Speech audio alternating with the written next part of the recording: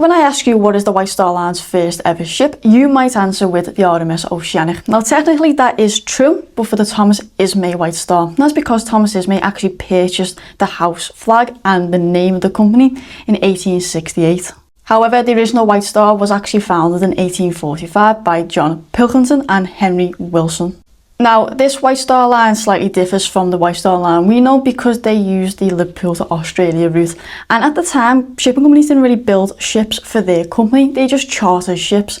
And the first operator ship for this White Star Line was the Iowa. However, it depends on what source you refer to because of how badly documented this White Star era was.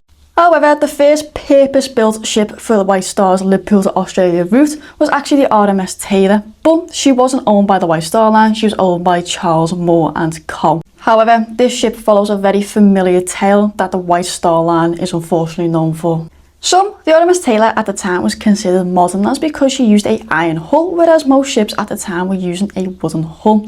However, this iron hull actually caused issues for the navigation system, and so on her maiden voyage the crew thought they were heading south of Ireland when actually they were heading towards the east coast of Ireland. On top of the navigation issues, the weather outside was awful and the sea was erratic. So with the combination of terrible weather and the navigation system not being calibrated properly, disaster struck, and it struck rocks. However, when it came to the evacuation of the ship, they found that some of the lifeboats had actually been destroyed by the harsh sea, as well as the fact that the crew was somewhat inexperienced and actually mishandled the lifeboats. And that's because just before their maiden voyage, they actually swapped out the crew, and the crew that ended up taking over the ship was, well, inexperienced. So out of approximately 650 people aboard, about 370 to 380 people actually perished, making it one of the worst merchant navy disasters of the 19th century.